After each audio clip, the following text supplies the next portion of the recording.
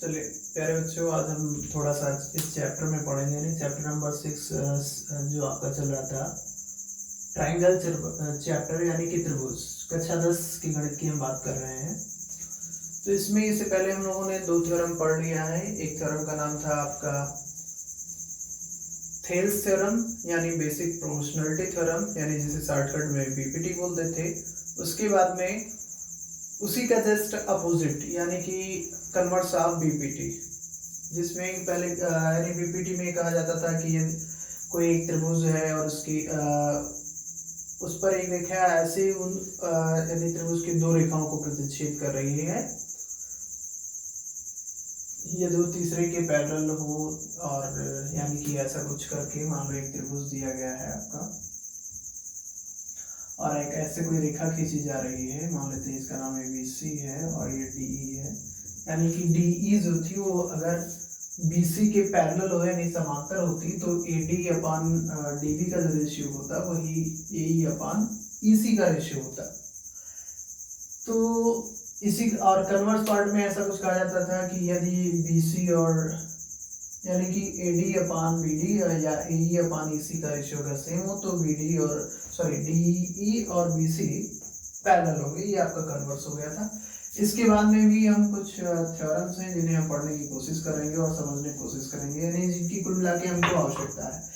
Thales theorem को हमने prove करवाया था इसलिए क्योंकि वो एग्जाम में आता है प्रूव करने के लिए, और ये जो थ्योरम की स्टेटमेंट है ये ऑलरेडी मैंने आपको ग्रुप में पहले से ही भेज दिया है।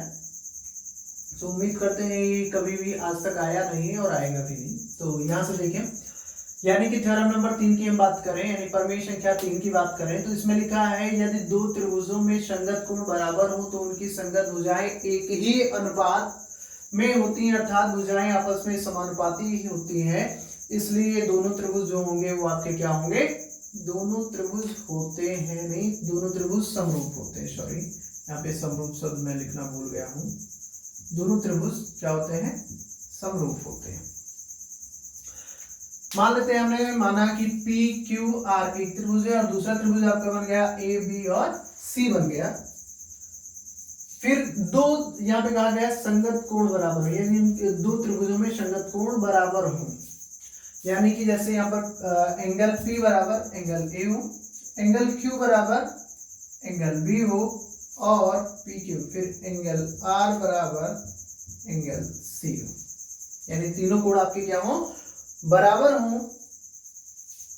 अगर ये तीनों कोण आपके बराबर होंगे यानी करस्पॉन्डिंग एंगल जो बने हैं वो आपके इक्वल हो जाएंगे, तो जो करस्पॉन्डिंग साइड यानी कि PQ और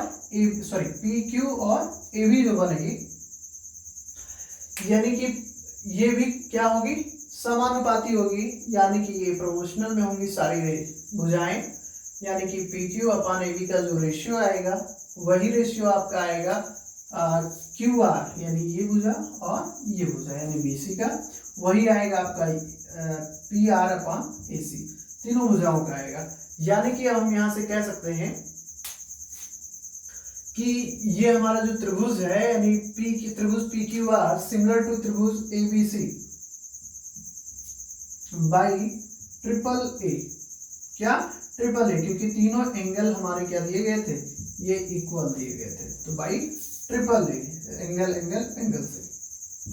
हाँ, कभी ध्यान देना, अगर दो भी एंगल इक्वल आपको मिल जा रहे हैं तब भी वो दोनों त्रिभुज क्या होगा, समरूप होगा। इसलिए होगा क्योंकि हम जानते हैं कि एक त्रिभुज के तीनों कोणों का योग जो होता है वो सिर्फ और सिर्फ 180 डिग्री हो सकता है, यानी उनका योग अगर करें तो दो कोण मान लेते हैं P और Q A और B के बराबर है, तो तीसरा कोण ऑटोमेटिक आपके त्रिभुज के गुणधर्म यानी कि एंगल प्रॉपर्टी ऑफ ट्रायंगल से होगा इक्वल। तो वहां पे चाहे डबल A रूल मतलब डबल A यानी दोनों एंगल मिल जा रहा है तब भी त्रिभुज समरूप होगा, और तीन मिल जा रहा है तो होगा ही होगा। ऐसे आपका दूसरा थ्योरम है कि यदि दो त्रिभुजों में एक त्रिभुज की भुजाएं दूसरे त्रिभुज की भुजाओं के समानुपाती हों तो इनके संगत कोण आपस में बराबर होते हैं, और इसलिए दोनों त्रिभुज क्या होगा, समरूप होगा। मान लेते हैं हमने फिगर एक ही ट्रीट किया है सभी यानी दोनों तीनों थ्योरम्स के लिए, तो बार बार हमको ये थ्योरम का फिगर ना बनाना पड़े, ये बात आपकी समझ में आ ही गई होगी। यहाँ से हम इसे रफ कर दे रहे हैं।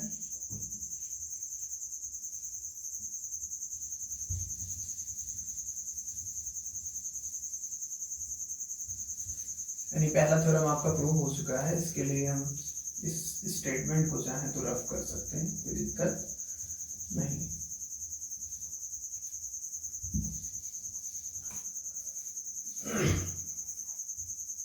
अब यानी कि दूसरा थ्योरम देखें, तो दूसरा थ्योरम जो कह रहा है कि यदि दो त्रिभुजों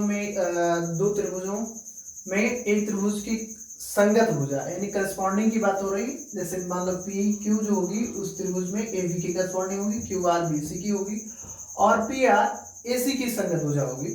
तो ऐसे केस में अगर इनका रेशियो सेम है यानी कि ये समानुपाती है, यानी कि कह सकते हैं कि अगर ये समानुपाती यानी प्रोपोर्शनल है, तो इनके जो करस्पॉन्डिंग एंगल होंगे जैसे पी और ए, क्यू और बी, आर और सी, ये आपस में बराबर होंगे। यानी कि एंगल पी बराबर होगा एंगल ए और एंगल क्यू बराबर होगा एंगल बी और एंगल आर बराबर होगा एंगल सी।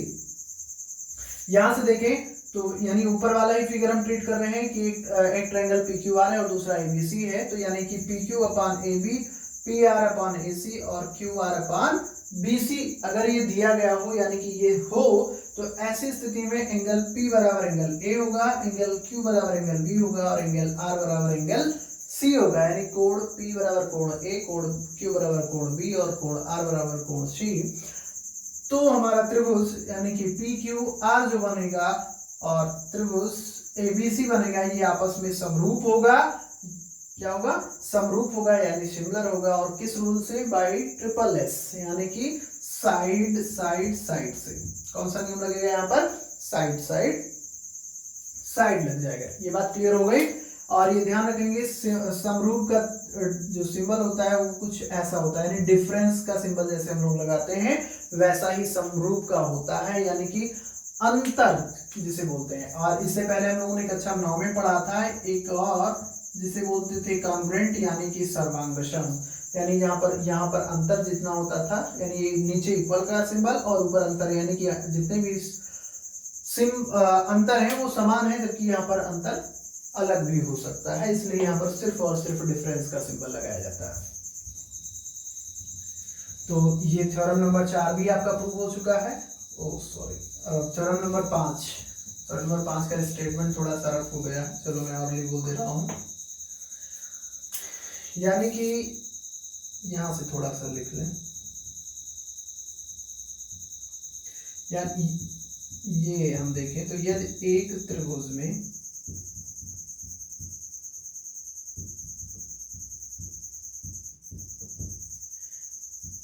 फिर उसके बाद यहां से स्टेटमेंट आ गया, यानी कि ऐसा होगा कि यदि एक त्रिभुज में एक कोण दूसरे त्रिभुज के एक कोण के बराबर हो तथा इस कोणों को अंतर्गत करने वाली भुजाएं समानुपाती हो, तो ये त्रिभुज समरूप हो गई। उदाहरण के तौर पे मान लेते हैं एक भुजा हमारी ये हो गई और यानी कि पी क्यू के जो संगत भुजा होगी वो ए बी होगी।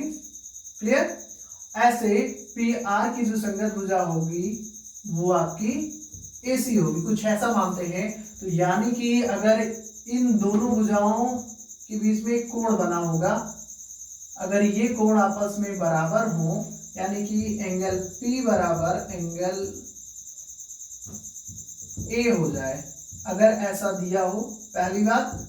और दूसरी बात ये है कि इनको इन्वॉल्व करने वाली, यानी ये कोण जिन रेखाओं से मिलकर के बना हुआ है वो कोण जिन भुजाओं से मिलकर के बना हुआ है त्रिभुज के, वो भुजाएं आपस में समानुपाती हो, यानी कि PQ और AB का जो रेशियो हो वही रेशियो PR और AC का होना चाहिए। यानी कि यहाँ पर देखें, यदि ऐसा हो कि PQ अपान AB बराबर PR अपान AC तथा P बराबर A, यानी कि कोण P बराबर कोण ये हो, यहाँ पर हम कोई भी कोण ले सकते हैं, फिलहाल मैंने P को माना था तो उसके अकॉर्डिंग ये जो भुजा आई वही बनेगी।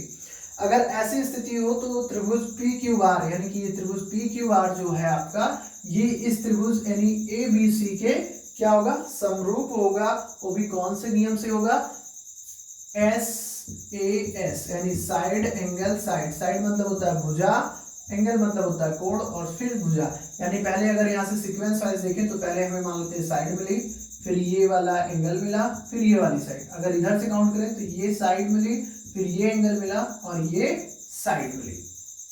ये बात क्लियर हो गई। तो यानी कि सीक्वेंस वाइज हम चाहे समरूप चैप्टर की बात कर रहे हो और चाहे सर्वांगसम की बात कर रहे हो, तो वहां पे हमें जो कुछ भी दिया जाता है वो सीक्वेंस वाइज होना चाहिए। सीक्वेंस वाइज अगर नहीं है चीजें तो हम कहीं ना कहीं गलत हो सकते हैं, इसलिए जो कुछ भी लिखे वो सीक्वेंस वाइज ही हमेशा लिखेंगे, क्योंकि सीक्वेंस का काफी महत्व होता है।